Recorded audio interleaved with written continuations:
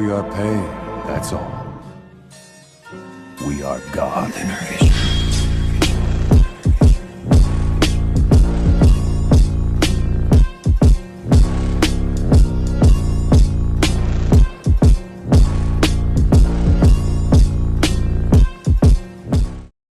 Yo guys! Another new series today. What if Naruto was sent to another dimension? A different custom. A different language. A different time. A different dimension. Damn it Kakashi, where the hell did your Kamui send me? Don't forget to hit like and subscribe and check the author in the description. Let's start. Chapter 1. So yeah, I guess this is the first day of my diary. Damn, it feels weird talking to myself like this. I mean, do I really have to write every single day down? I've been here for ages already and I haven't needed one. Even if Mira-chan said it's a good habit and could help me get home, I still don't see how this'll actually help do that. Stupid women for being so persuasive. Stupid Ero-senin for making me so soft. Bah, I've had enough of this already. Writing sucks anyway, I'm gonna train. Day 1, out. A few weeks, maybe months earlier. Kakashi was carrying an exhausted Naruto on his back after a monumental clash between the blonde and the leader of Akatsuki, a being simply known as Pain. The deluded man had attacked the hidden village of Konoha without hesitation, announcing his decision that it was time the village felt a pain comparable to his own. In one fell swoop, the self-proclaimed god turned the whole of Konoha into a crater, killing hundreds and injuring hundreds more. That was when the unpredictable blonde on Kakashi's back had arrived and confronted him. A whole lot of seemingly impossible things then happened that the Jonin could hardly begin to describe, such things like Naruto nearly losing himself to the Kyuubi, Hinata stepping up to Pain, the basin that once was the village being turned into a lake. Honestly, if he hadn't had it verified by several reliable resources, he wouldn't have believed it himself. He had been dead the whole time this happened though, so it was kind of understandable. Then after all that, Naruto had managed to confront the true Pain, coerce him to stop the madness, and then, somehow, the man gave back life to every single person that was killed in the assault. It was as far-fetched as you could hope to imagine, but here he was, running through the trees, as alive as he was the day before the attack. But even with all the evidence, he still couldn't quite believe it. Despite this, Kakashi wasn't one to really pick at the details when something worked as well as this had, merely opting to just go with the flow. Smiling behind his trusty mask, his eyes shifted to the side to view the blonde mop of hair resting on his shoulder. How you holding up there, Naruto-kun? The mass of blonde shifted and a blue eye became visible. Yeah, holding in there.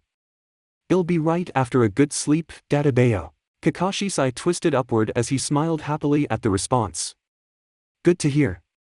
We're nearly back, so just hold tight. Shifting his grip, Kakashi vaulted over a branch and suddenly twisted as a kunai nearly lodged itself in his throat. His feet landed on the side of a tree trunk and he pushed off, shooting over to a large branch that was almost completely concealed by the foliage. Backing Naruto up against the trunk, Kakashi shielded his body as he withdrew a kunai from his leg holster, looking around suspiciously for the enemy. His sweat dropped when Naruto let out a soft snore behind him. Trust the boy to sleep through something like this. He had used up an incredible amount of chakra through the passing events though, so Kakashi couldn't blame him. Swinging around, the gray-haired Jonin deflected another kunai in line with his heart. Frowning, the Chunin snuck a glance at Naruto. It was clear whoever it was had no interest in Naruto. It probably wasn't the Akatsuki either. Intelligence indicated that they operated in pairs. Naruto had told him that Pain's companion had taken the body away somewhere to be buried, so they were accounted for. Suddenly, Kakashi had to catch a shuriken that nearly lodged itself in his belly. Ignoring the stinging cut on his palm, he flicked his hand and sent the weapon back in the direction it came. He was rewarded with a rush of movement as a body shifted out of danger. Stealing another look down at the boy, Kakashi shook his head ruefully. This was exactly what he didn't need right now. Sighing, he lifted his headband and revealed his Sharingan, looking to finish the fight quickly. It was frustrating though, because he couldn't leave Naruto undefended in such a state. Kakashi's one red eye managed to pick up the tiniest amount of movement off to his left and quickly let off a hail of kunai. Instantly using the distraction, he bit down on his thumb, flicked his hands through some familiar seals and slapped his palm down on the branch. There was a puff of smoke and a small pug was suddenly sitting before the masked man. It raised a small paw in greeting. Yo, Kakashi. What's doing? Shaking his head, Kakashi pointed in the direction of Konoha. No time, I'm currently being attacked and I need backup now. Naruto is with me and unconscious, so hurry. The small dog's eyes widened before nodding once and disappearing in a blur of motion. Silently wishing his friend's safety and a swift trip, Kakashi hunkered down and waited. Whoever it was that decided to attack was now taking a breather, gathering themselves for the next round. The Jonin's eyes flickered around cautiously, taking in every single movement within viewing range. Drawing a breath, Kakashi knew another attack was due any second now. Had it been under any other situation, he would have led the attacker away from his student. Damn this guy's timing. A hand flicked two kunai at Kakashi, which he quickly deflected. Narrowing his eyes, Kakashi wondered what the attacker was trying to do. Thus far, all he had managed to do was waste a few kunai and shuriken. It was almost like he was stalling for something. Kakashi's eyes widened as he suddenly became aware of a sizzling sound behind him. One of the kunai had been tagged. Diving backwards, Kakashi grabbed Naruto's shirt and flung the boy away just as the tag exploded. Taking the brunt of it, Kakashi was thrown backwards as he fell through the trees, bouncing painfully off the branches that filled the forest. He bit his lip as an old dead limb crunched under his weight, the sharp wood piercing his right thigh. Finally after that, the ninja broke through the last of the branches to land solidly on his left leg, heavily favoring his new injury. Groaning, he grabbed the wood piece and ripped it out. Blood squirted out of the hole but quickly fell back to a trickle down his leg. Thankfully, it seemed it hadn't nicked an artery. Ignoring the pain, Kakashi started running towards the direction Naruto had been blown. He had to have taken some form of damage after something like that. Being asleep meant he couldn't have tensed for the shock and probably knocked him out cold. Diving around a rock, Kakashi's eyes widened as he saw a man in an Akatsuki robe kneeling over Naruto. He cursed his luck. Of course now had to be the one time a solo agent was around. They must have been planning this from the start. That first attack on Kakashi was all just a distraction from the man's real goal. Something weird was happening before the man too. It seemed like the very air before him was being warped for some reason, spirals of matter twisting around in front of his face. Naruto seemed to be affected as well, as his body seemed to start dematerializing right before Kakashi's very eyes. With no time to think about it, Kakashi's Sharingan began to twist as it upgraded to the Manjikyu stage. Widening his eye, Kakashi zeroed in on his target, Kamui, authority of the gods. Instantly, the air around the mystery man began to twist as well as Kakashi's original technique began to suck the villain into a separate dimension. Sensing the attack, the Akatsuki member dived out of harm's way, growling loudly in annoyance. Unfortunately though, this left Naruto behind as the agent's self-preservation instinct didn't involve grabbing other people. The boy fell from the suction of the first technique right into Kakashi's own. Instantly aware of the horrific accident, Kakashi nearly cut off the technique but remembered back to when he fought Deidara. Had stopped the technique early and had successfully ripped the blonde man's entire right arm off. And with Naruto now halfway absorbed into the technique, Kakashi didn't even want to think about the end result of that. Stuck between a rock and a hard place, the Jonin had no choice but to finish the technique. His eyebrows quivered as the boy disappeared into the air, struggling not to show any emotion. He could only hope Tsunade-sama wouldn't completely decapitate him for this. He managed to take some comfort in the thought that Naruto was indeed being sent alive to another realm. Hopefully the boy would find a way to escape and get back. It didn't matter if Naruto didn't anyway because Kakashi would be sending himself off to that dimension as soon as he was done here. Finishing up, Kakashi wiped his eye as a single tear of blood trickled out of it. Turning to face the Akatsuki agent, Kakashi's gaze hardened as he saw him running away. Whoever this person was, he was guaranteed a very painful death for what he had just done. Completely blocking out the pain from his leg, Kakashi vanished in a flicker as he raced to catch up with the offender. All Naruto knew was pain. Every single cell in his entire body was screaming at him. Unending agony, the likes which he had never experienced before. If his eyes were opened, all he could see was white. Immeasurably bright, pure, painful white. If his eyes were closed, all he could then see was black. Filthy, burning, hated black. He tried to scream, but found himself unable to. It seemed that wherever he was, there was no air. Had he the presence of mind, he would have wondered how even being alive was possible. Writhing in his torture, Naruto reached out feebly, trying to touch something, anything to ease his suffering. For what seemed like hours, he reached out, unable to cry, unable to keep his eyes open, unable to keep them closed, unable to do anything. He didn't know how long he reached, but eventually something grabbed onto his hand with a suction-like grip. His hand flailed around, desperately trying to drag himself towards it. Whatever it was, it felt cool, like a waterbed mattress only 1,000 times softer. His hand seemed to fall through it as he shifted, and as it did so, sweet relief came to the limb. That single fact pierced his consciousness like a bucket of ice, and with a mammoth effort, Naruto reached out with his other hand and let himself be pulled through. Peaceful respite flooded his body as he was pulled free from the world of pain, flopping to the ground outside with a solid thump.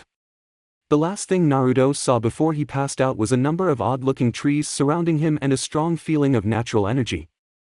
His eyes closed, and just as darkness claimed him, a strange voice called out in the distance. "Natsu! Quit stalling already. I want to get home and have a bath." "Nah, hold on a second, I smell something funny that way. But what about Mikao? We really should get him home to rest. He'll be alright. Come on, let's go check this out." "Happy. Go on ahead, would ya?" Sir." Voices carried through the forest easily in the afternoon light as three curiously dressed individuals veered off the road and began following the nose of the boy who had been identified as Natsu. A larger man was leaning heavily on his shoulder, looking like he had just come out of a rather brutal fight. He didn't look too much like he wanted to take this unnecessary detour either, but didn't really have a choice as he was dragged along energetically. Rounding out the three was a rather pretty young blonde girl, the type you'd expect to see in a fashion magazine and not trekking through the mountains covered in dirt. She had a pout on her face as she stomped along after her companions, trying her best to convey her displeasure through physical means. She failed spectacularly. "Natsu, Natsu! There's something weird just over that hill." Looking up, Natsu was greeted by a longtime friend floating in the air. A small blue cat with white fluffy wings protruding from its shoulders hovered just above them, pointing energetically over towards the anomaly. "Hurry up! You might miss it." Quite literally smelling an adventure, Natsu let out a howl of excitement and charged off in a cloud of dust, leaving his female friend behind, squealing in embarrassment as she tried to stop her skirt blowing up and revealing everything underneath. Dashing over the hill, his eyes widened as he skidded to a stop. "Natsu? Cough, where are you? I can't see anything cause of this stupid dust cloud you created." The girl ran from the dust, only to smack heavily into the backs of her two friends. Crying out, they all toppled forward and landed in a tangled heap. Happy floated down, looking curiously at the group as they tried to free themselves from one another. "Lucy, it's not really the time for cuddles, you know." Growling, Lucy pulled her arm out of the group and glared at the cat. "It's not my fault." Natsu stopped so suddenly. "You could have been of more use and let me know while you floated up there." Happy just shrugged and looked down at the still fallen men. "I just thought you'd be fast enough to avoid them. It's not my fault if you're too fat and slow to stop in time." The girl started grinding her teeth together, glaring at the blissfully ignorant cat as she muttered death threats under her breath. Her grumbling was interrupted though when the strange occurrence caught her eye. Her eyes widened in surprise as she actually saw an arm floating in midair, looking like it was crawling from the center of a strange airborne whirlpool. "And Natsu, what's that?" Heaving Mikao off the top of him, Natsu jumped up and looked at the strange phenomenon before them. "I dunno, looks like an arm." Lucy smacked the back of his head in frustration. "I know that. But what's it doing in the middle of the air?" Walking up to it, Natsu gave it a few experimental sniffs as he tried to work it out. "No idea. Pretty cool, but hey." The girl shivered as the arm continued to grow rapidly from the hole. "Someone's coming out." Hearing a groan, Lucy looked down at Mikao who was trying to push himself over. "Can you help me out here? I can't see what the thing is and am too weak to roll over." Pursing her lips, Lucy dug her toes into the man's side and gave him a kick, flipping him onto his back. "Much better, thanks." Just then, a pained cry sounded out from the thing behind them and Lucy dived behind a large tree in fear. Natsu just continued to stare at the torso that was being spat out from the hole. In a final heave, a blonde-haired boy popped out of the air and fell flat onto his back. His eyes flickered a few times before they closed and he slipped into unconsciousness. "And Natsu, Lucy, I think he heard you the first 5 times. Shut up, you useless cat." "Oi Lucy, come have a look at him." Do you think he's dead? I certainly hope not. Cautiously approaching the unmoving human, Lucy looked over Natsu's shoulder. Seeing the slight rise and fall of his chest reassured her enough to walk past her friend and take a closer look. He didn't look all that unusual except for his clothing. He had a strange black and orange jacket on, along with a set of bright orange pants with a bandage wrapped around his right thigh. Actually, those strange marks on his cheeks were also a bit curious. Hesitantly reaching out, Lucy touched the mark before sharply pulling her hand back.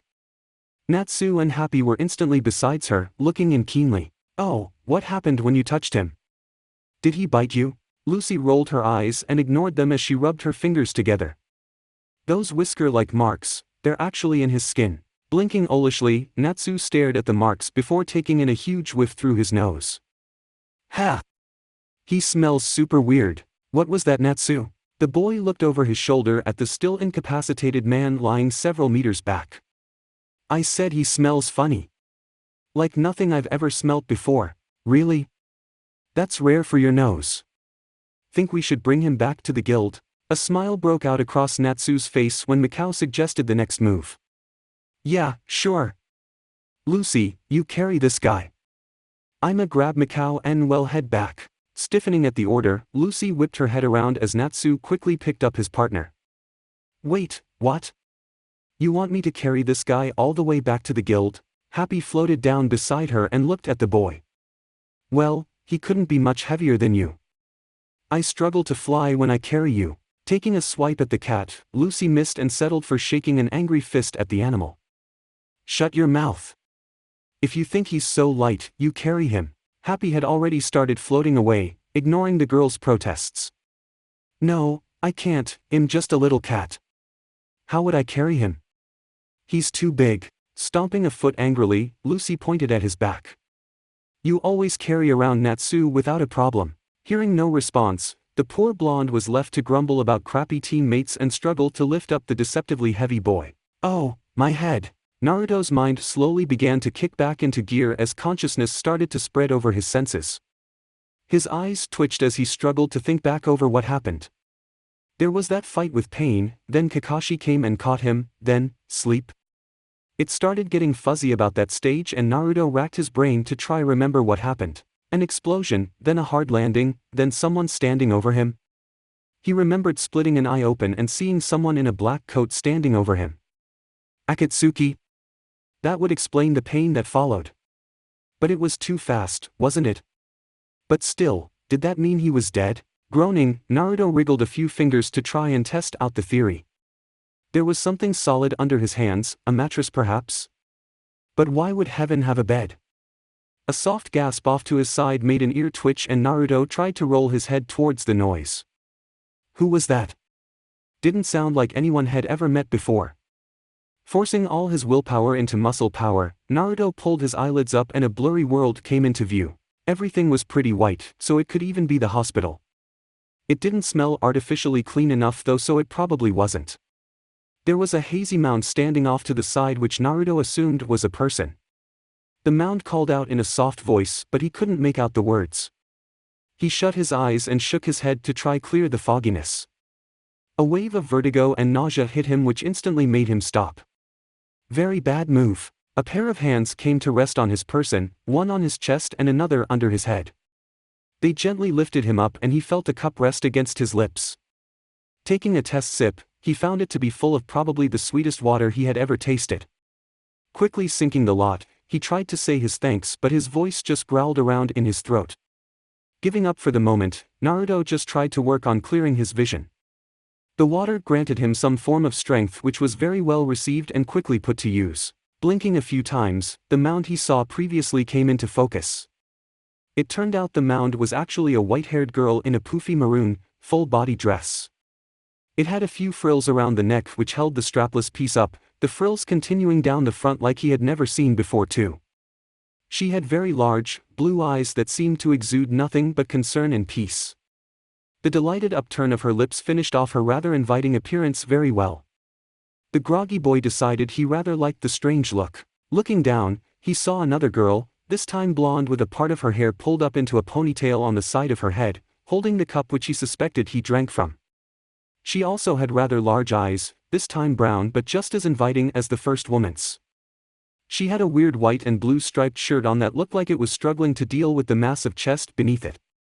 She also had a rather short skirt on, but nothing Naruto hadn't seen before.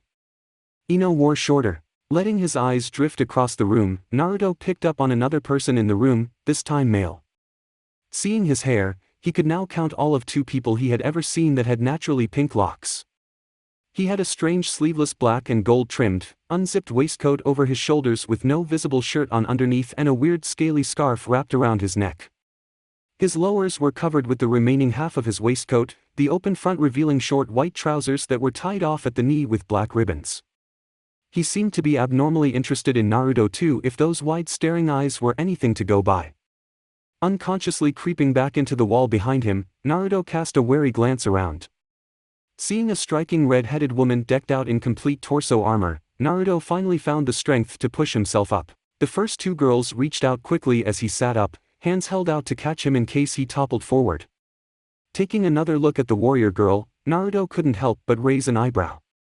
Her entire chest was hidden behind a medieval-style chest plate which sharply contrasted with the simple, mid-thigh length skirt that covered her upper legs.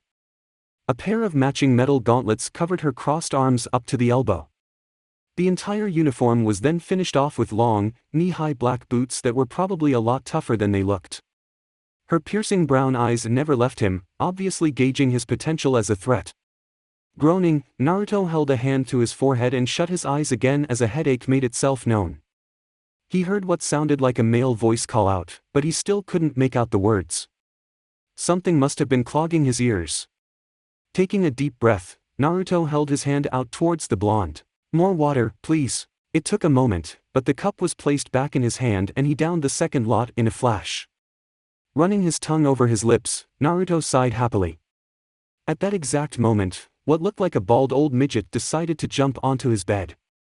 Crying out in surprise, Naruto backed away and the thing was quickly reprimanded by the white-haired girl. Again he couldn't understand what was said, so he stuck a finger into his ear and wriggled it around. Popping it out, he sniffed and took another look at the man on his bed. He was definitely short and old, but still had some hair in the form of these comical tufts sticking out from the sides of his head, along with a matching white mustache that covered his upper lip. He was also dressed in a crazily colored orange and blue shirt and some blue shorts with these little gnome shoes sticking out from under him. The thing that stood out most to Naruto though was the odd hat he was wearing. It was like a brimless cap but with these 2 long, thin antenna things that sprouted from the top of it and fell back over his head. It was striped blue and orange and looked positively stupid. It seemed the old man knew the benefits of orange, but even that mighty color couldn't make the hat look any good. Naruto snorted and stifled a bark of laughter. What did this guy think he was? A magician? Shaking his head, Naruto looked around the group and eyed each person individually. "So, where am I?" The room froze and looked at him with surprised eyes. Frowning, Naruto clicked his tongue and repeated himself. "Oi, I asked where I am." The small man before him coughed and drew his attention. He then spoke in a typical old person's voice, the only difference being Naruto couldn't understand a single word that he said. This time, Naruto's eyes widened as he realized something. It wasn't his ears that were wrong, it was just that they were speaking an entirely different language. Not quite sure what to do next, Naruto just looked around the room before sighing. Well, doesn't this just suck? Chapter 2. Day 3. I think. Yeah, I missed a day or 2, so what? You miss me or something? The only reason I'm back here is cause Mira-chan is breathing down my neck as I write. Yes, Mira, I know you can read this, goes to show I ain't got nothing worthwhile to write down. Can I go now? Yes, it's been 10 sentences. Okay, now it has. Day 3, out. The room fell into an uncomfortable silence as Naruto regarded his acquaintances again. If ever there was a time he could scream bloody murder at his woeful luck, it was now. At least they understood gestures, if the refilling of the cup was anything to go by. Letting out another sigh, Naruto scratched his head. If only he knew where he was, he might have a chance at finding his way home. Hearing a cough to his left, he looked down at the old man. A few unintelligible words popped out of his mouth that left Naruto looking at him with a completely blank stare. Hearing a pretty laugh, the first girl he saw stood forward and exchanged a few words with the old man. Whatever she said convinced him to nod and jump down off the bed. Smiling as she watched him walk back, the white-haired girl turned and gave Naruto a slight bow. Placing her hands on her rather ample chest, she patted it a few times. It took a finger pointing up to her face for Naruto to realize the chest patting wasn't the main aim of the gesture. The red-headed girl was giving him a rather scary look while the girl before him just laughed humorously before repeating herself. Mira Jane. Realizing she was telling him her name, Naruto nodded his understanding. Mira, Jane. Squealing happily, the girl clapped her hands and then held her hand out in a questioning manner. It took a moment but eventually Naruto realized she was asking him his name. Oh, Naruto. She raised a questioning eyebrow as she tried to repeat it. Naruto. Snorting, Naruto shook his head and tried again. Naruto, Naruto. Smiling, Mira Jane tried out the corrected name. Naruto. She then burst into a flurry of weird words that Naruto suspected were greetings or something. Who knew? Seeing his questioning look though, the girl stopped and gave him a sad smile before stepping back. She then said something which resulted in the pink-haired boy running forward and leaning way too far into Naruto's personal bubble. It must have been an invitation for the others to introduce themselves. Trying to get some space, Naruto held his hands out and gave him a shove. The boy's eyes widened before a sharp blow to the back of his head from the warrior girl calmed him down. Taking a breath, he locked eyes with his new plaything and dragged his name out like he was talking to a child, all the while pointing at his face with both hands. Natsu. Natsu. Rolling his eyes, Naruto sighed. Right, Natsu, got it. Next please. The blonde had to resist the urge to facepalm when all he got was a vacant look. He couldn't even insult anyone here. What a way to take away a guy's power. He wasn't allowed to lament the fact either before the strong redhead grabbed the boy and threw him into the back wall. Looking past the girl, Naruto whistled when he saw Natsu embedded into the wall face first. This girl was strong. Hearing her growl, Naruto quickly sat up straight and focused. She mightn't have been as strong as him, maybe, but for the moment, it'd probably be wise to pay attention. The woman said her name once, expecting him to remember it well. Naruto made sure to. Ursa. Thinking it'd be polite, Naruto bowed his head slightly in her direction before repeating her name. Seemingly satisfied, she returned the nod with one of her own and a smile before stepping back. Next up was the bouncy blonde girl who stuck her hand out with a smile. Lucy. Grinning, Naruto took her hand in his and shook. He was thinking he'd like this girl once he got to know her. Her squeal of pain though made him retract his hand in shock as Ursa swiftly seemed to pull a sword out of nowhere. A kunai was instantly in his hand as he calculated this newest potential threat while scoping out the nearest exits. The tension was quickly broken though as Lucy jumped between them, holding her hands out and saying something rapidly. Ursa seemed to be okay with whatever it was because the woman relaxed. She gave the girl a nod before her sword quite literally glowed before disappearing. Naruto's eyes widened in surprise but still had the mind to pocket his kunai. He hadn't seen a storage seal anywhere when that happened. His attention was brought back to Lucy though as she gave him an apologetic look while saying something. It seemed she wasn't blaming him for the mistake. He accepted it with a sheepish smile of his own as he scratched the back of his head. How was he supposed to know her hand was that weak? Finally that weird little man from before jumped forward and gave Naruto a healthy smile, raising a hand towards him in a salute. Makarov. The old man then extended his hand. Naruto hesitantly took it before quickly having to up the grip strength. For a little guy, he had a pretty strong hold. Dropping his hand, Naruto absently rubbed his knuckles as he looked around the group again. Mira Jane said something to Lucy that had the girl running up the stairs, perhaps in search of something. Feeling his stomach rumble, Naruto held it unhappily. It felt like it had been forever since he had eaten. Looking at the white-haired girl, it seemed like she had the greatest chance of knowing where the food was. So in a universal gesture for food, Naruto opened his mouth wide and pointed. Lucy stood back as the master moved in to greet the new boy. She wiped away a few beads of sweat from her brow after having managed to successfully break up the fight that nearly happened between Ursa and Naruto. Her hand still hurt from that shake. Even Urza's grip wasn't that strong. She shifted over slightly as Mira Jane moved up beside her. Well, isn't this interesting? Lucy nodded, giving her hand one last rub. Yeah, I know. I mean, he doesn't even speak our language. I've never come across anyone who couldn't. I wonder where he's from. Mira Jane shook her head, just as confused as her friend. I wouldn't know, sorry. But to appear from thin air like that. I've never heard of teleportation magic like that. Especially if it was causing him pain. Lucy frowned slightly. It almost makes you wonder if he even wanted to come here. He might have been attacked by someone and had a spell cast on him. Mira Jane let out a light breath as she watched the blonde boy interact with the master. Suddenly, her eyes lit up as an idea came to mind. Lucy, would you mind going and finding Levi for me? If there's anyone who could find out a way to talk to Naruto-san, it'd be her. Lucy's eyes widened as she heard the suggestion. Good thinking, Mira-chan.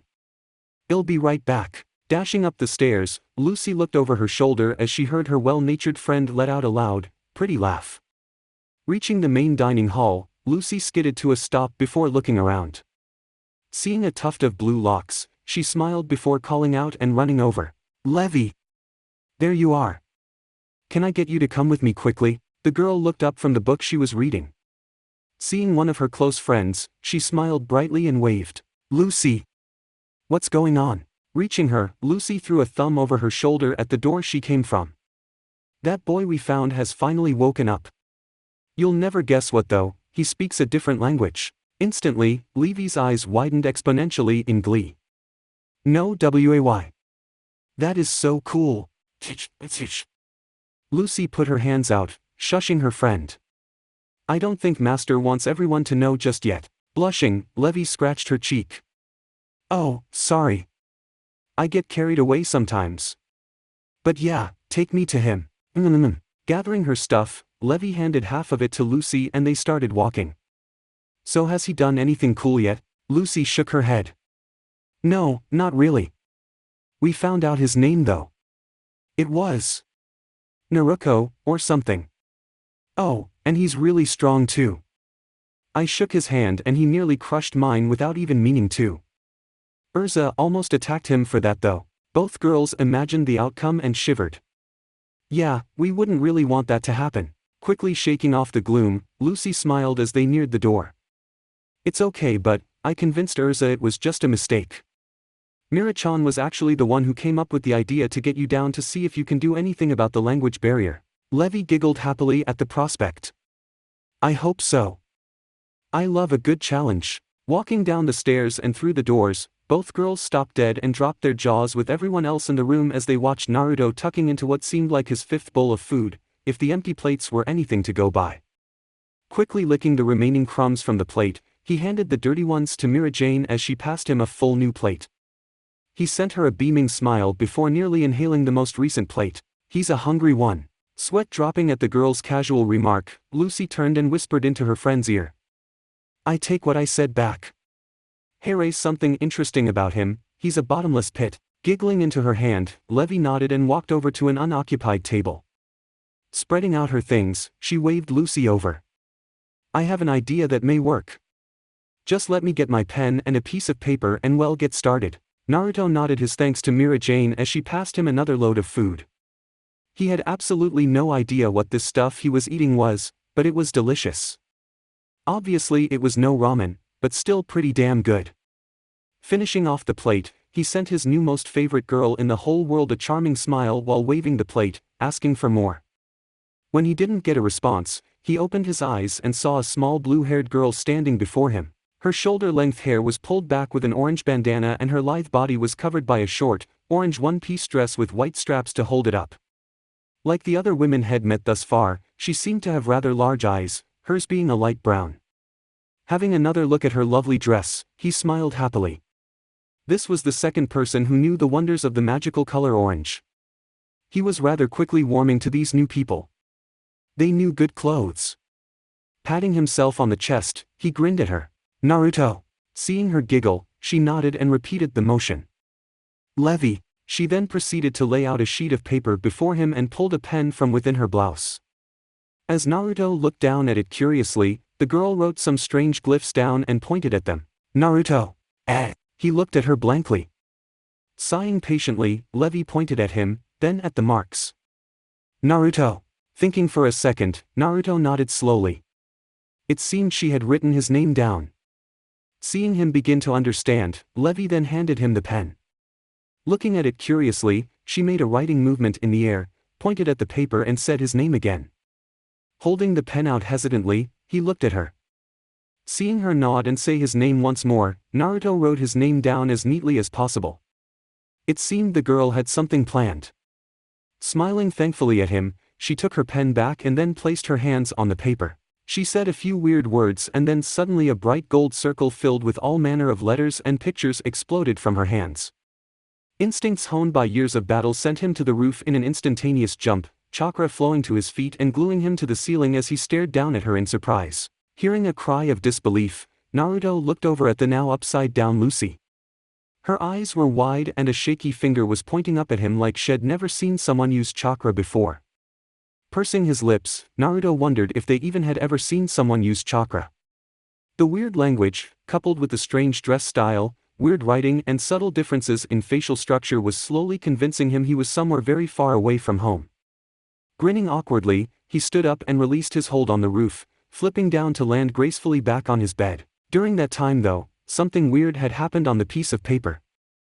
Ignoring the still pointing blonde girl, Naruto looked in with interest.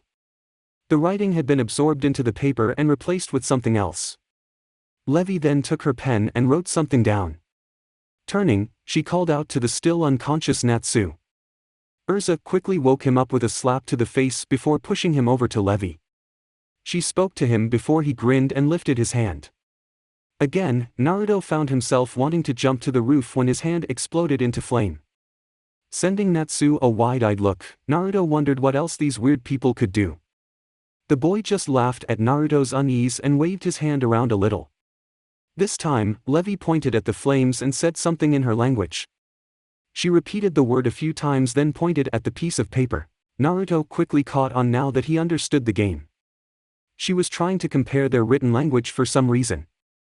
She must have found a way to translate it. Enjoying the new game, Naruto let a smile creep onto his face. Fire. Laughing happily, Levi then handed Naruto the pen and he quickly wrote down the word. This time, Levi didn't need to do anything and the words faded into the paper together. Turning, the girl found a blank sheet of paper and pointed at it before writing down what it was. Nodding, Naruto took the offered pen and quickly wrote down what it was. He realized the process might take a while, but it'd be worth it in the end. It was taking a few hours, but the excitement on Naruto's face was more than enough to keep the group entertained as Levi worked. Natsu had needed to be forcefully evicted a little while into the session after he started getting just as excited as Naruto and began to spew flames everywhere. After he had been kicked out, the group had found Naruto firmly attached to the ceiling again. Staring at the door they booted Natsu out of with owlish eyes. This time the shock wasn't as great and the group laughed at him, extremely amused by the blonde's defensive reaction. Naruto had pouted rather heavily at this before flipping down to the bed, sulking to himself. Ignoring his discomfort, the brilliant girl before him had continued to toil away, slowly working through easily identifiable objects in the room. This continued on for another half an hour until Levi grinned and turned to face her friends. All right. Hopefully this will work now. Fingers crossed. Looking down at the paper curiously, Urza frowned as Levi scurried around the room trying to find something that hadn't already been translated. So, what are you hoping to do? Levi's small backside answered as she rooted around in a cupboard. I think I have enough information from his language now to begin to translate our words to his. A lot of his characters have started repeating themselves in the words, so hopefully now I can write it down so he can understand it. The best part now is if I misspell anything, he can correct it for me and speed up the process even more. So all I need is something. Aha! Crawling out, Levi held up an old rock that had been hiding down the back of the cupboard for who knew how long. Running back up to Naruto, she sent him a grin and wrote rock down. Seeing him reach out for the pen, she grinned and shook her head. Not this time, sorry. Let's hope this works. Quickly scribbling down some runes beside the word, it disappeared before reappearing as a word in the foreign script. Looking up hopefully, she saw Naruto's eyes widened and a massive grin split his face before he tackled Levi in a massive hug, spinning her around a few times before setting the now dizzy girl down. He pointed at the piece of paper and started babbling away, probably asking how she did that. Holding her head, she stabilized herself before looking up at him and shrugging. Sorry, I can't really tell you how until I understand you better. The blonde seemed to understand the sentence as he grinned sheepishly and jumped back onto the bed. Nevertheless, first contact had been made. Sitting there with wide eyes, Naruto waited to see what was to happen next. Levi then smiled and handed him the pen, motioning for him to write something. He grinned and quickly started scribbling down a few words. Leaning back, he watched the paper intensely as it translated. Flicking up the result, the group leaned in. "Hey, nice to meet you guys. Woo!" Cheering loudly, Lucy high-fived Levi and then gave her a quick hug.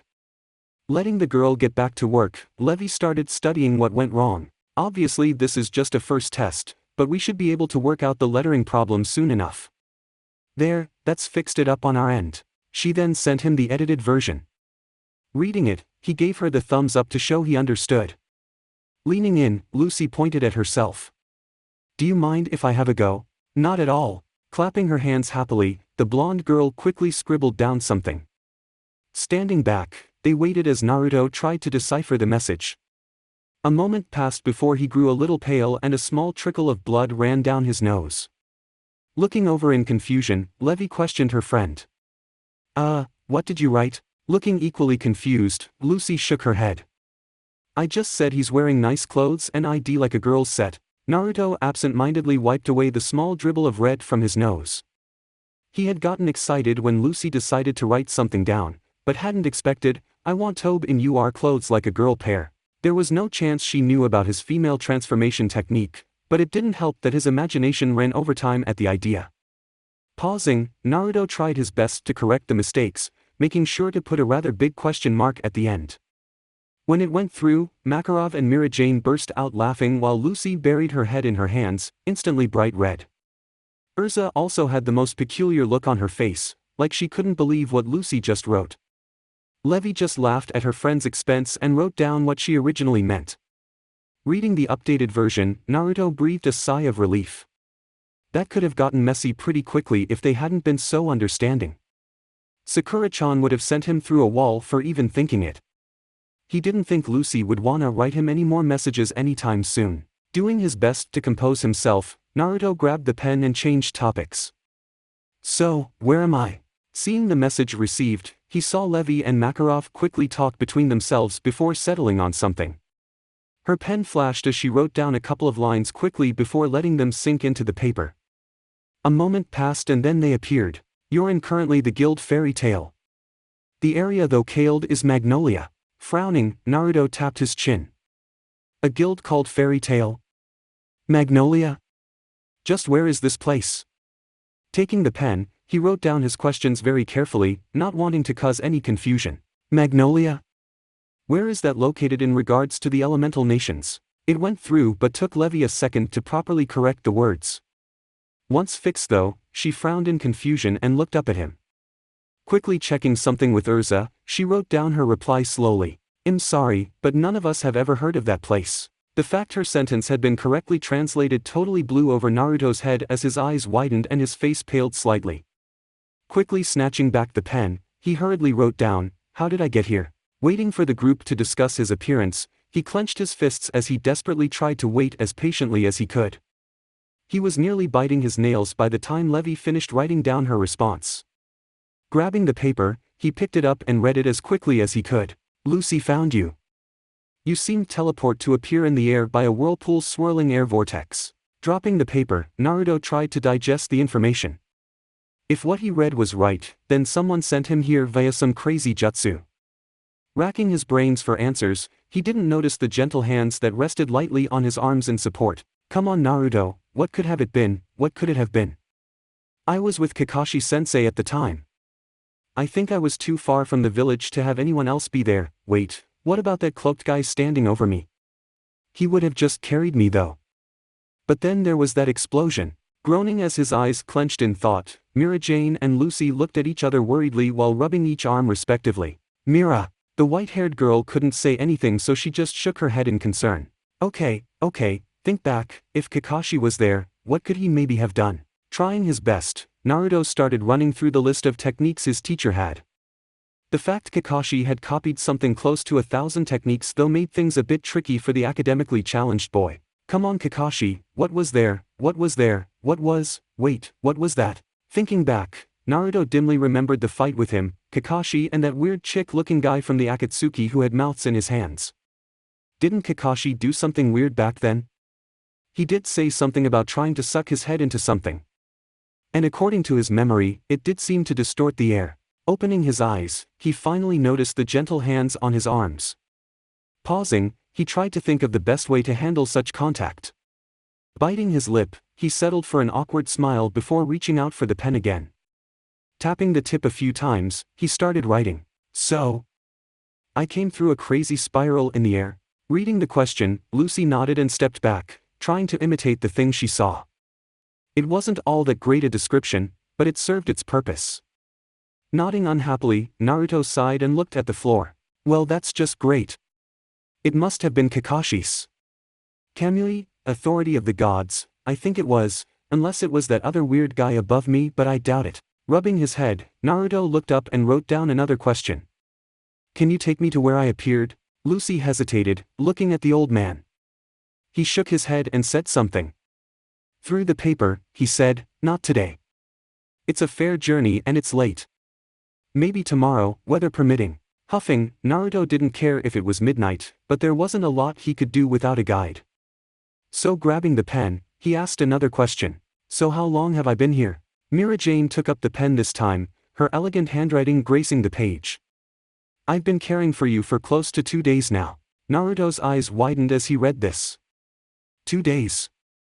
Even after being kicked around like a rag doll by the Akatsuki, he was alright after a good night's sleep. Whatever brought him here must have really taken it out of him. At that moment, a memory flash of the unimaginable pain reared its head and Naruto growled before quickly slapping a palm to his forehead. The pain was gone as soon as it appeared, but the after effects remained. He heard some worried chattering from the girls but just waved them off with a disarming smile. Stretching his neck, Naruto lifted himself up easily into a handstand before flipping off the bed. Winding an arm around quickly, he looked back down at the paper and asked if he was able to do some light exercises. He was getting rather fidgety after sitting still for so long that a chance to unleash a little energy would do him good. Seeing Makarov nod, Urza stepped forward and motioned for him to follow. Looking back, he saw Mira Jane and Makarov waving him goodbye while Levi and Lucy were grabbing some things to bring with them. It seemed they'd appointed themselves the official translators for Naruto. Shrugging, he bounced on his toes before running out the door and up the stairs. Reaching the top, he paused and looked around the massive room he had entered in awe. It seemed he had been in the basement the whole time and was now in the main eating area of this fairy tale place. Massive stone pillars held up the roof that seemed to be close to 30 feet above him and a mezzanine floor off to the side, which also seemed to have a bar underneath it. If he could take a guess, he'd place his numbers on that Mira Jane worked under there. There was a board beside that which seemed to hold a bunch of papers all stuck haphazardly across it in no particular order. Scanning the rest of the place, he found it full of wooden boxes that sat off in the corners of the room, along with long benches that still had a few sleepy-looking people seated at them. There were a few circular tables closer to the bar that had grubby-looking wooden barrels as seats scattered around them. Hearing a sharp call, he turned to see Urza staring at him pointedly, no doubt telling him to hurry up. He saw Lucy and Levi walking past him, chatting to each other animatedly about something, probably him if the little glances they were stealing were anything to go by. Jogging out, he met up with Urza, who looked to the sheet of paper Levi had. Taking it up in one hand, she quickly wrote something down and handed it to him. Take you to a training ground near here. Try keep up. Looking at the two girls carrying the books, they just smiled and made a shooing motion at him. Grinning, he turned back to Urza and tightened his Konoha headband before grinning. Lead the way, Urza. The woman didn't respond, instead closing her eyes and calling out in a loud voice. Naruto jumped back in surprise as Urza's entire body began to glow a golden yellow as several bright tendrils lashed out from her, wrapping around her now nude from. Opening her eyes after the transformation, Urza was now dressed in a set of long pants with the bottoms of them in a delightful orange, reaching up half her shins in the patterns of wild flames. A black line traced them, separating the color from the vibrant red that made up the rest of her pants. White pocket things hung from each hip and from there up, there was skin. Lots of skin. Naruto struggled to tear his eyes away from the barely covered chest of the woman who stood before him. Aside from some tight bandages that held her considerable bust in place, there wasn't a scrap of fabric elsewhere. A little voice in Naruto's head quietly mentioned that he never would have guessed she was that big under her chest plate. Deciding Head had a quick enough look, he peered up to see Urza smirking at him. Her hair had also changed. Before, it hung freely down her back to about her waist, now it was pulled back into a single ponytail. She crooked a finger at him in a follow-me motion. Turning, she knelt down before dashing off at a surprising speed into the dimming light. Naruto just watched her go for a moment in awe before a giggle behind him brought him back from his daze. Blushing ever so slightly, he coughed and channeled some chakra to his legs, taking off in a high-speed rush. The squeal of surprise from both girls behind him made the boy smirk. No one made fun of the mighty Uzumaki and got away with it. Looking over her shoulder, Urza tisked in annoyance. That blonde boy was easily keeping up with her for some reason, and this was one of her faster suits. Granted, she wasn't anything near full pace, but it was far beyond what a normal human could run. Vaulting a bridge, she saw Naruto front flip the whole thing, land in a roll and pop straight back up, a cheeky grin on his face. Frowning, Urza started to pick up the pace. He thinks he's so good showing off. Let's see him try keep up with this. Leaning low to the ground, Urza gave a might kick and shot forward, nearly doubling her speed. Hearing a cry of surprise from her companion, she allowed a little triumphant smirk as she left him behind in the dust cloud. The smirk quickly turned to a growl as she realized Naruto landed heavily beside her, seeming like he had just jumped from that cloud. Seeing a challenging grin on his face, Urza sent him one of her own before ducking around a tight corner. The two of them began a game of tag across the city as they vaulted, dodged, swung, and kicked off all forms of objects in an effort to one-up each other. Urza couldn't say she wasn't surprised either when Naruto took to running along the walls of the buildings, sticking to them like he was running across flat ground. He noticed her shocked glance though and sent her another cheeky grin. Huffing to herself, Urza looked forward, determined not to let him catch her off guard like that again. One final large jump later, Urza landed in an open field. Hearing the thump of a body behind her, she turned to face Naruto, who was looking around curiously. Narrowing her eyes when he wasn't looking, she scrutinized the blonde. He wasn't showing a hint of fatigue after all that running despite keeping pace with her. Urza probably had the highest levels of stamina in the guild, so meeting someone who had just as much energy as her was unusual. Dropping to the ground in a wide split, Urza reached for her toes as she warmed her muscles up. Seeing the girl stretching, Naruto gave her a curious glance before shrugging and beginning some gentle exercises himself. If she wanted to fight him, who was he to say no? Levi and Lucy were now standing at the training ground with both their mouths open a little as they watched the show going on before them. The conversation they were previously having was completely forgotten as they watched the two combatants dance for them. For how energetically they were going at it, the girls guessed that they must have been doing at it for over 15 minutes. But with them having only just left maybe 20 minutes ago, that means they made it all the way out here in just over 5 minutes. Wow! I had no idea he's be able to keep up with Urza-san of all people. Aha! What made them even more nervous though was that during the brief flashes they could see, both fighters had huge grins on their faces, looking like they were having all the fun in the world. Tearing her eyes away from the spectacle, Levi made herself walk to a free bench and start sorting out her books. Lucy followed and began laying out her pile as well. So, what's the next step with Naruto-san? Levi showcased some impressive multitasking abilities as she continued to talk while sorting through her material. Well, now that we can talk a bit with Naruto, I wouldn't mind learning his language. I'm expecting that I'd be able to pick it up faster than he would, so doing that means no more annoying pieces of paper. It'll probably take me a few days, but I'll get it soon enough. For how weird it sounds though, I think his syllabary doesn't have all that many more characters than our own, so thankfully that will make it pretty easy to pick up. Every now and then though he throws in a new symbol I haven't seen. Some seem to double up on meanings though, so it's becoming a game of pick and choose what character I'd like to use. Lucy's sweat dropped and just nodded, quite happy she wasn't the one tasked with translating Naruto directly. Dropping down beside her friend, she turned her eyes back to the two fighters and let out a sigh. What's wrong? Resting her chin in a palm, Lucy gave Levi a lopsided grin. Oh, it's nothing. It's just that all of a sudden, this random boy pops out of nowhere and he's as strong as Urza. I'm just wondering how long it'll be before I'm as strong as them. Smiling up at her friend, Levi patted her arm. Soon Luce, real soon, I'm sure of it. Just keep practicing and I bet in maybe a year or two, You'll soon be in the middle of fights just like that. Lucy shivered as Levi went back to organizing papers. I certainly wouldn't be in something like that by choice. Hearing a final boom, both girls looked over to see Naruto and Erza spring apart, each wiping a light coating of sweat from their brows. Well done.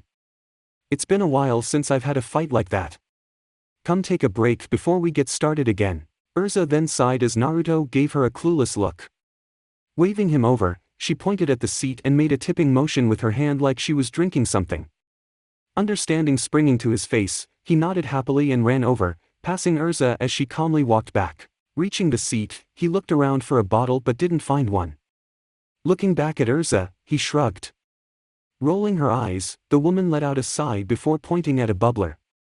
Wondering what it was, Naruto wandered over to it, walking around the pole a few times. Tapping it, he grasped the handle and twisted, receiving a blast of water to his face. Coughing and spluttering, he stumbled back and wiped his eyes as all three girls burst out laughing. Sneezing once, Naruto looked at them through a half-opened eye and blushed slightly, though grinning all the same. Erza shook her head with a smile as Naruto tried again and looked down at the smallest of the three. So what do you think will be happening next? I'd imagine you'd want to learn his language. Nodding, Levi flicked through a few pages that had most of Naruto's alphabet on it.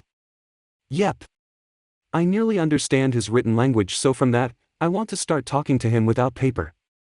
Then, I can teach him our language. Erza smiled at her and placed a hand on her head. As I'd expect of you. I do ask that you try and learn it as fast as you can though. I'm quickly growing tired of writing to him like he's my pen pal. Chuckling to herself, Levi blushed at the praise. Oh, it's nothing special, just doing what I can. Anyway, erase that pen and the translating piece of paper. I'd assume he'd have some questions for you. Oh, and I also tweaked it so it will pick up any mistakes and correct them as the chance comes. Nodding, Erza walked over to Naruto and found him wiping his mouth as he finished drinking. Handing him the pen and paper, she refreshed herself as Naruto started scribbling away on the paper. Wiping her own mouth, she accepted the question. So how did you get so strong? And what was up with the glow body? Erza chuckled and started writing. To answer your first question, just lots of hard work.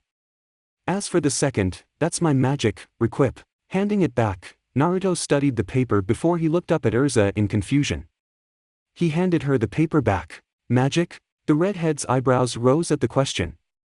Yes, magic. It's something every living creature in Earthland has, but only a small percentage can actually use it. The paper was handed over. But, isn't magic just a myth? Erza frowned at the question. No, it is a part of everyone, even you. I'd imagine. Why, how did you do the things you did? Chakra. That's what's in me. Not magic. Staring at Naruto, Erza wasn't convinced. Show me. Shrugging, Naruto stood back. Alright. Assuming the ram hand seal, the blonde began drawing upon his massive reserves. A slight blue glow began to encompass his form and Erza took a step back as a small breeze started blowing her pants and hair around. When it started buffeting her about a bit more, she held a hand out. Alright, I believe you. Hearing her speak, Naruto looked up and lowered his hands questioningly. Erza growled and grabbed the annoying piece of paper. I believe you now. I have a great many questions I'd like to ask, but this method is far too cumbersome. Levi is working on learning your language, so once she has that completed, we will talk more about it then. Taking a moment to read the note, Naruto gave Erza a firm smile before scribbling back down something. That's fine by me. I also got a bunch of questions for you and Levi and Lucy about magic too, Databeo. Pausing, Erza considered the last word. Databeo? Realizing his slip-up, Naruto just blushed and waved the question away. The girl smirked. A catchphrase. How cute. Walking back over to Levi, she handed her back the paper. My thanks. For now, myself and Naruto will continue to lightly spar. If you could stay with us until we finish, it would be greatly appreciated. Lucy's sweat dropped while Levi agreed cheerfully. That was a light spar? Shaking her head, she held her hair as Erza kicked up a small whirlwind as she jumped back to confront Naruto. Watching as they re-engaged in their fight, Lucy couldn't help but lean in closer to her friend. So, what do you think that weird blue glow around Naruto was? Words were flicking across the translator paper and Levi was watching them intently. I'm just going through the history to see. Lucis' eyebrows rose. You can do that? Levi hummed vacantly before pausing the words. Here, Naruto-san is saying something about chakra. I wonder what that is. Lucy shook her head. When it comes to him, I don't think I understand a single thing. I can't wait to be able to talk normally with him. Levi nodded in agreement as a plume of dirt was sent into the air via a missed kick from Urza. Neither can I, guess I'll just have to work doubly as hard to learn his language. Chapter 3. Day 4, alright, I gotta confess, something really weird happened today. Not just that Mira-chan isn't making me do this, but that for some reason, my summons have gone wrong. I go to call up Gamakichi and see if he might know how to get me home, and I get a tadpole. Like, the smallest thing I have ever seen too. Not even when I was learning the stupid technique was it that bad. I do know what's wrong here. I hope it's an easy fix. Definitely looking into this soon. Day 4, out. After the group had left, Mira-Jane and the master decided to hang back and try work out what to do with Naruto. That, and try clean up the mess that was always left at the end of a standard day. Mira-Jane worked the wide spaces and bench tops, while Makarov cleaned under the tables. Being short had its advantages. Straightening up from one table, Mira wiped her forehead and looked over at a jiggling table. So where do you think we should have Naruto sleep? He can stay here for another few nights, but having him live in the basement isn't all that great. Giving one final thump, the table grew still and Makarov jumped up onto the top of it. I suppose that could be a problem. I'd say let him stay up at fairy dorms for a day or two, but he'd be eaten alive by the girls up there. Mira shook her head. Not to mention it is girls only. Makarov shrugged. Since when did that ever stop me? Also, with him having absolutely no money, he couldn't really afford to stay anywhere outside of the guild either. I wonder if he'll be alright here by himself though. Mira tilted her head to the side, giving her master a happy smile. Oh, that's no problem there. I don't mind staying and making sure he's okay. Now that I can actually talk with him also makes everything easier. Looking up at his taller partner, Makarov scratched his mustache. Well, that would be a great help, Mira. It also takes away the chance that he'd nick something while we weren't here. Not a problem at all. Hearing a noise at the door, they turned from their conversation and saw the group walking through the large entrance. After finishing up the spar with Urza, Naruto, and the group had taken a leisurely pace back to the guild so the newcomer could take in the sights. He mostly ignored the amused giggles from the girls as he looked around in fascination. The roads were all covered in a smooth cobblestone with a majority of the buildings having it raise a few feet up the shop front before turning into a smooth render, usually colored in grays and whites with the occasional touch of brown. It was pretty in a rather quaint way, though Naruto would never admit that out loud, even if the girls couldn't understand him. There was the occasional horse-drawn carriage tied off to the side of the road as well, though the actual horses were nowhere to be seen. Grabbing the ever-trusty piece of paper, Naruto scribbled something down. It seems like a pretty safe area around here. No locks on the carts or anything. Nodding, Levi looked around fondly. Yeah, it's a pretty good place. With Fairy Tail just down the road, criminal acts are pretty rare. Nodding, Naruto fixed up the spelling mistakes. The paper glowed slightly in the low light as it adjusted to the changes. Handing it back, he went back to looking around. There weren't many trees, but even so, the structure of the town reminded him of home. He sighed, a thoughtful look on his face. It was a nice getaway he supposed, but had also really liked to get back and say hello to his friends. He didn't get the chance after the fight.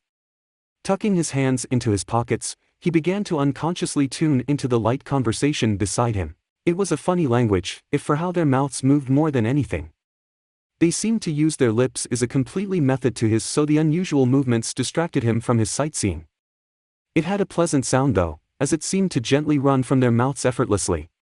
Smiling slightly, Naruto could see himself falling asleep to the noise. He heard his name briefly amongst the rest of the incomprehensible language and he rolled his eyes with a grin. What are they talking about now? I wish I could just learn how to speak it already. Naruto. Hearing his name, he saw Lucy pointing at a house and waving at him. Must have been her home. Nodding, Naruto sent her a grin and a wave as she ran up to her house. She disappeared behind the door with a click and a final wave. Smiling to himself, Naruto clasped his hands behind his head and started walking. An elbow to his ribs made him look down. seeing Levi with a suspect look on her face, grinning seedily. Nudging her back, Naruto stuck his tongue out at her in a teasing manner. The group then fell into a comfortable silence as they walked the rest of the way back. Wiping their shoes, Levi was the first to run forward, bowing slightly to the master and grinning at Mira Jane. "Well, we're back." Mira nodded happily, hands clasping a tray before her. "Welcome back. Did you have fun?" The small girl nodded. "Yup. Also, I think I've pretty much worked out the kinks in Naruto's writings, so as of tomorrow, he'll be trying to learn his language." Makarov nodded his approval. "Well done. That'll be a big help. I've only used that paper once and that was annoying enough in itself." Blushing, Levi mumbled something that sounded bashful and stood off to the side. Giggling at the humble girl, Mira turned back to the remaining two and bowed slightly. "Welcome back. I trust it went." "Phew." Holding her nose, Mira Jane stuck her tongue out. "You two stink. Showers, now." Urza lifted an arm and gave her pit a hefty whiff while Naruto ducked his head into his jacket. "I'm sorry, I didn't realize we worked so hard. Please forgive the smell." Sighing, Mira Jane nodded but didn't let go of her small nose. "It's pretty humid tonight, so I guess it's expected." "Wait, Naruto, what are you doing?" While not able to understand the words, Naruto understood plenty well enough that Mira Jane thought they stunk. So in true Naruto fashion, he advanced on her slowly, arms wide in an inviting hug. Taking a step back, Mira's eyes widened. "No, no, Naruto, please no." Letting out an evil laugh, Naruto charged. Mira let out a girlish scream and threw her tray into the air, dashing around to the far side of a table. Watching the two play, Makarov chuckled to himself as the pair ran circles around the benches. So Urza, myself and Mira Jane were just discussing where Naruto could stay outside of the guild. He's welcome to stay as long as needed, but once he adapts to Magnolia, he'll have to live elsewhere. A basement isn't where someone like him should live. Any ideas? Urza grinned as Naruto's hand snagged Mira Jane's dress, eliciting a squeal from the girl. "I can have a think for you, master. I doubt he'd want to stay with Natsu and Happy. Gray might more be his style. If all else fails, I could lend him some money and have him pay me back at 3% interest a month." Suddenly, a horrified shriek sounded out as Naruto jumped on Mira after having successfully run her into a corner. No mercy was spared as the blonde held her in a tight embrace, making extra sure to rub his cheek against a squirming Miris. "No! Naruto!" Naruto just laughed and let go after a moment, avoiding the angry swipe at his head with ease.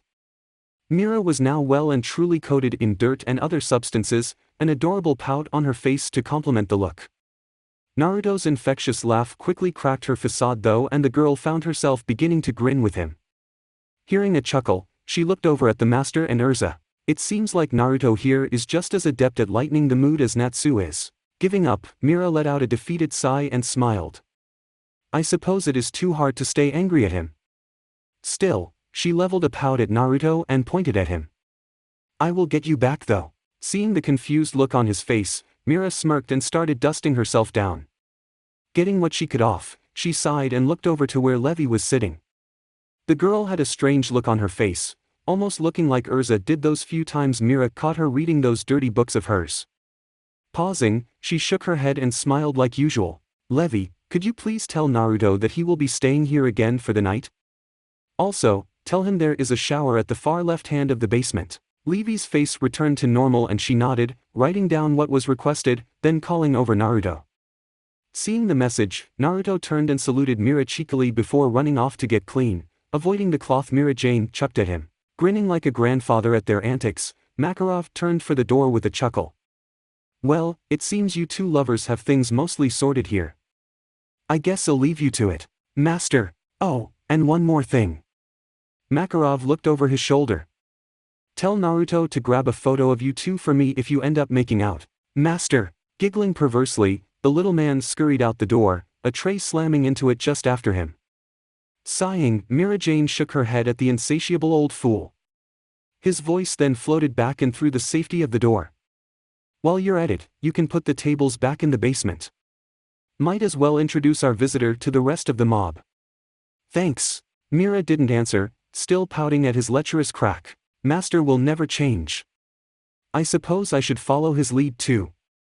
"Levi," Hearing Urza call her, the small girl nodded and ran over. Here, I'm sure you can find more use for it tonight than we will. Seeing the girl send her a wink, Mira widened her eyes. Honestly, what was wrong with everyone tonight? Urza just chuckled and clapped the light girl on the shoulder, sending her spiraling into a bench with a crash. Enough for tonight. I must be home. Levi? Dragging herself from the wreckage, Levi unstably righted her bandana before giving them a shaky thumbs up.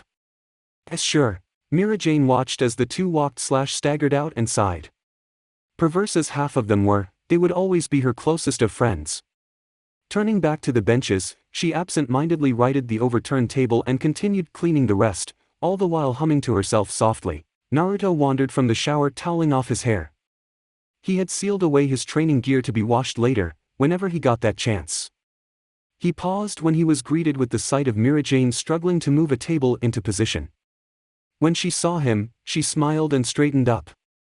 She cocked an eyebrow though when she saw Naruto's new gear. She drew her hands down her body and then pointed at Naruto questioningly. Looking around, Naruto made a writing motion in the air. The paper quickly found itself in his hand. I sealed my clothes away to be washed later. These are just a spare set of sleepers I keep with me at all times. Eyes widening in surprise, Mira Jane took the sheet. Sealed? And where did you keep these pants? I didn't find them anywhere when I washed you the first night you got here. Reading the reply, Naruto phased out slightly. Mira Jane, washing him? Nice. Clearing his thoughts, he grabbed the pen. Yeah, I'll show you. As Mira read it, Naruto pulled his scroll out. Placing it on the floor, the girl above him leaned in curiously. Grinning, Naruto placed a palm to the strange circular marking in the middle of the page and channeled some chakra. He laughed when Mira cried out at the small explosion as it revealed his dirty clothes. Waving away the smoke, she pinched her nose and looked at them in surprise, absolutely astounded at where they came from. You're a equipped magician like Urza? Naruto shook his head. No, I activate this by something called chakra. I'll tell you more about it once Levi can translate for me. Nodding, Mira Jane winced at the smell. Well still, we can't leave these as they are. Bring them with me, well leave them to soak in the sink. Picking up the putrid mess, he dumped them in the running water and turned to Mira. So what were you doing with the tables? The girl wiped her hands down before replying. This was the mess hall before you came along. Now you're awake, Master said we can move everything back. Naruto raised a questioning eyebrow. Master? Mira Jane gasped softly. That's right, you don't know, do you? Makarov is the master of this guild, the #1 strongest mage we have. Naruto's eyes widened in disbelief. You mean that tiny little old guy? Yeah, he had a good handshake, but the strongest? Smiling, Mira nodded. Yep. No one can hold a candle to him when he goes all out. Whistling, Naruto leant back on a table. Who would have guessed? That's kinda mean of him then to leave all this work to you then when he's the strongest. Laughing, Mira turned back to a table, straightening it. No, it's okay. He might be strong, but he is old so I don't mind. It used to be easier but I guess I've gotten a little weak over the years. Shaking his head, Naruto stood up. Well, I'm definitely helping you then. I gotta do something to earn my keep. As Naruto wandered up the stairs, Mira Jane called out to him and made a circular motion with her hands. Nodding, Naruto disappeared for a moment before coming back down a moment later with 2 tables, one on top of the other. Mira's eyes widened in shock and started shouting something at him. Pausing, Naruto looked at her strangely and shrugged. Wonder what she's gone all crazy about. Seeing his look, Mira Jane composed herself before writing down what she meant. Sorry, you just took me by surprise. There aren't that many mages in the guild who have that kind of latent strength. Naruto shrugged again and smiled sheepishly while lowering the tables. Oh, well, surprise. After the initial shock, Mira Jane was more than happy for Naruto's help as it significantly sped things up. It still took another half an hour to get everything right, but when they finished Mira gave Naruto a special thank you drink and several bowls of food. I'll let you finish off here then. I'll just be upstairs, so don't be afraid to ask for any help. Nodding, Naruto continued to tuck into the bowl as Mira Jane closed the door behind her. Naruto stretched as his body clock woke him up. It was still pitch black but Naruto felt fully refreshed for some reason. His internal timer must have been out after sleeping 2 full days. Licking his lips, Naruto swung his legs over the edge of the bed, covering his mouth as he yawned. Standing, he made his way to the bathroom to clean out the yuck taste in his mouth and try wake himself up. He wandered out 5 minutes later feeling a little better. Stifling another yawn, he reached for his scroll but stopped. His clothes were still in the sink. Bother. Traipsing over to his gear, he sighed. Completely saturated. Pulling them out, he tried to wring them out but only managed to remove about half the water. Hanging them over the edge of a chair, Naruto had a thought. Maybe a little wind chakra would do the trick. Grinning, he slipped the soggy things on and formed the ram seal. Alright, let's try out Futon, Fuku ha Kanso no Jutsu, wind release, clothes drying technique. He tensed and suddenly, he was standing in the center of what looked like a giant water bomb explosion. The floor, walls and roof had all been sprayed with millions of water droplets, the intensity of the drenching decreasing as the distance from Naruto increased. Patting himself down, Naruto grinned happily. I have to say, total success, Databayo. Stepping out, he then slipped on the now well-lubricated stone floor. Typical clumsiness kicked in and in a thunderous crash, Naruto found himself amongst a number of upturned tables. The door to the room was flung open a second later as a panicked Mira-Jane came running in, only to slip over just as Naruto did. Her landing was a lot quieter than Naruto's, but the thud that echoed through the room as her backside made contact with the floor promised a colorful bruise later. Groaning, she rubbed the area tenderly as Naruto laughed at her, quite amused. Dropping her head in frustration, Mira-Jane got to her feet with a wince and found the light switch. Naruto's eyes thinned to strips as he was blinded by the brightness that flooded the room. Waiting a moment, he opened his eyes to find a note thrust in his face. What happened here? Laughing sheepishly, Naruto explained what happened as best he could. Mira looked at him disbelievingly but all Naruto could do was shrug. Not his fault it worked so well.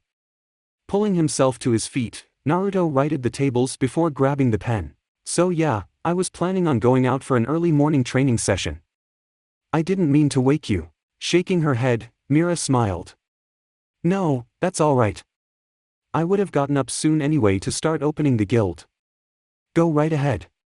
Breakfast is at 8:30. Grinning, Naruto ran for the door. Pausing, he ran back. What time is it now? Mira giggled. 6:30. Plenty of time. Catch ya then. Dropping the pen, he gave her a wave before disappearing out the door. Standing on the roof of the guild, Naruto held his hand to his eyes as he surveyed the town. He whistled, not expecting such a massive amount of houses so tightly packed together. Behind him lay a vast expanse of water which was probably the ocean. The town then spread out backward from the port. Largish craggy hills raised up on either side of the town, probably twice the height of the guild. A few trees spotted them but quickly disappeared at the base where the houses came up to meet them. An interesting canal connected to the ocean wove its way through the city, branching off at random individual points. It seemed to split the town in half too, the front half looking older than the back half. Far beyond that though lay a large expanse of green and blues, shimmering slightly in the warm red sunbeams of the morning. Grinning, Naruto took a deep breath of the rich air and dived off the building. Landing lightly on a roof several houses over, Naruto pushed off and began roof hopping as he dashed toward the grass plains. Jumping high across the canal, Naruto whooped out loud as he flew. He couldn't remember a time when he had felt so full of energy. Damn, this place is just brimming with life. When I go home, I must find a way to come back here. Jumping high, Naruto used Shunshin, body flicker, to send himself even higher into the air, grinning broadly at the spectacular view. Spreading his arms wide, he let himself topple forward in a lazy arc as gravity began its job of pulling him to the ground. Landing heavily on the stone pavement, his powerful legs absorbed the shock before springing him down the lane. Houses, carts, trees and the occasional pedestrian blurred past him, nothing more than a few streaked lines as Naruto laughed heartily to himself. Damn, it felt good to just run sometimes. Finally bursting from the stone jungle, Naruto skidded to a stop as he checked out the land. The occasional rock lay about the grass with a few more trees here and there. Swinging an arm around, Naruto jogged on the spot for a second before running over to a rock. Sizing it up, he lifted the thing out of the earth with a grunt. Alright, 50 squats. Dropping to his haunches, he stood back up with a groan. The rock was a bit heavier than he first thought. Nevertheless, he finished off the 50 and dropped it back into the hole. What followed that was a few reps of push-ups, sit-ups, and chin-ups, all with something heavy added to increase resistance. After finishing off, the blonde wiped his forehead and dropped down on a rock to take a breather. Naruto! Hearing his name called, he turned around. Standing behind him was that weird spontaneously combusting kid. What's his name? Natsu. He shouted something that sounded challenging and finished off with a finger pointed at Naruto. Naruto just dropped his head to the side and squinted one eye. Wah, ah! Bending over into a backhand spring, Naruto barely missed the flame-coated punch that was aimed at his face. Bouncing back a few meters, he growled and pointed a finger back. Oi! Warn a guy before you come in swinging like that, Dadabayo. Natsu just let out another battle cry and charged. Sighing, Naruto smirked and raised a cross with his index and middle fingers. Fine, you wanna play? Let's play. Unleashing a powerful kick into Naruto's face, Natsu was totally unprepared for the explosion of smoke that went up upon impact. He didn't get time to think about it though, as Naruto suddenly came from behind to boot Natsu fair in the middle of his back and send him spiraling away. Landing lightly, Naruto grinned. Kawarimi, body replacement, plus Kage Bunshin, shadow clone, equals Naruto kickin' your ass. How'd you like that? Natsu stood up and wiped away some spit from his mouth as he glared at Naruto. It looked like he was gonna take it seriously this time. Raising his hands, Naruto settled into an easy stance, waiting for the boy to charge. It only took a moment before they were back at it again. Naruto's eyes easily tracked the path of the wide, yet powerful punches that were coming in at him from all angles. He fell into a defensive form, easily redirecting the punches away from his person, his grin widening as he did so. Natsu didn't seem to have all that much of a technique, and assuming this was how he always fought, he seemed to rely purely on his impressive speed and power to simply overwhelm his opponents. Rolling his eyes, Naruto thought back to his academy days. This must have been much like what Kakashi-sensei experienced when he first fought him, just without the flaming hands. Hearing a frustrated cry, Naruto smirked. It seemed this boy had the same temperament as young Naruto too. His punches were getting wider and sloppier as he tried to throw more force behind them in an effort to break Naruto's guard. Thinking about that first fight with Kakashi, an evil twinkle entered his eye. Palming a fist wide with his inside hand, Naruto gracefully spun around the outside of Natsu and wound up behind the boy. Clasping his hands together, Naruto formed a strange seal with both index and middle fingers pointing up. Time seemed to slow down as Natsu's head turned, eyes blazing. Let's see how you like it Konoha style. Senin Goroshi, 1000 Years of Death. Upon contact, Natsu let out a horrified, pain-filled scream as he was sent rocketing into the air, hands clutching his grossly violated backside. Naruto just dropped to the floor, racked with laughter as his unfortunate victim was sent flying into a tree. Ha ha ha ha, you should have seen yourself. Oh boy, that's just too much. I think I'm gonna die, Dadabayo. Naruto continued to roll around on the ground for another 5 minutes before he finally managed to control his breathing enough to sit up. Wiping tears away from both eyes, Naruto continued to chuckle and hiccup as Natsu finally fell from the tree with a splat. Struggling to his feet, Natsu held himself up by a hand on a shaky knee, glaring daggers of hatred at the still giggling boy. Hobbling forward, Naruto held up a hand, the other still occupied with holding his aching sides. Wait, it's breakfast time. You know, food? Naruto made a biting motion, erratically being interrupted by a hiccup or chuckle. Realizing the time, Natsu looked to the sky before his eyes lit up.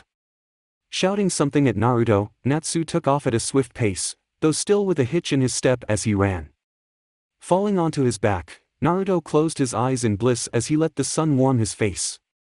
What a way to wake up. Feeling something wet hit his cheek, Naruto flinched and touched the spot.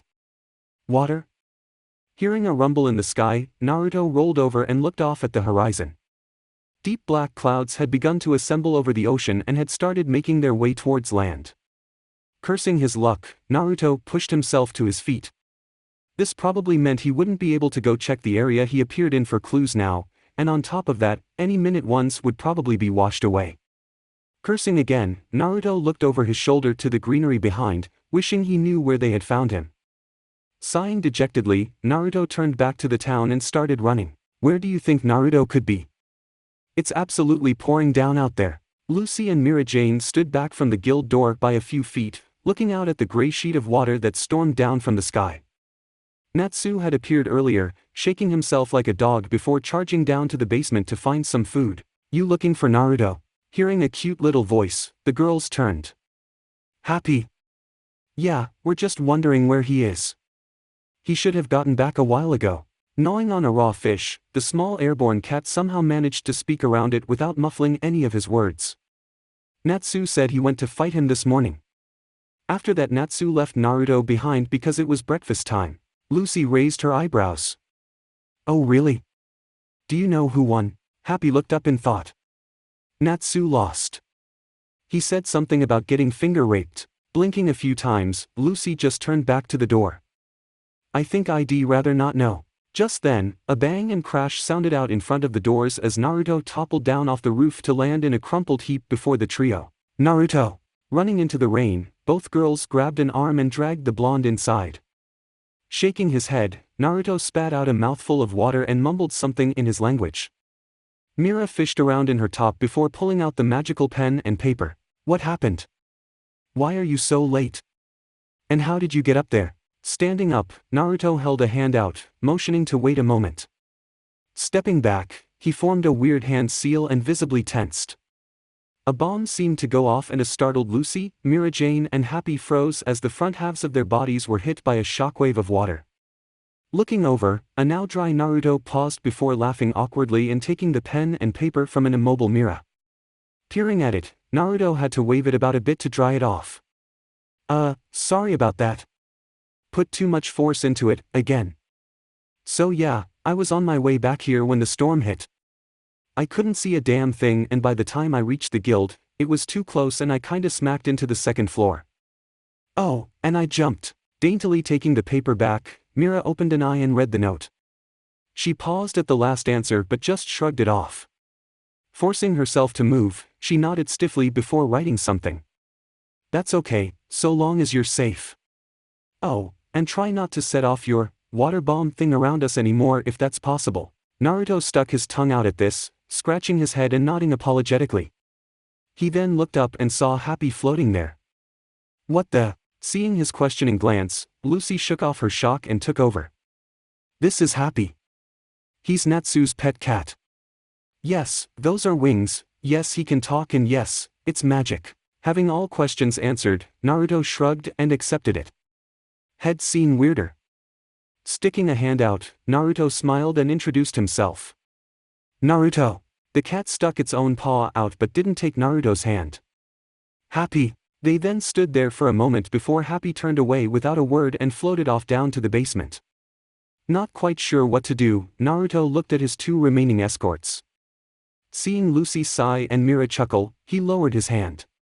They then motioned for him to follow them as they walked past him and towards the basement. He stood there for a moment before deciding it would probably be in his best interest to follow them.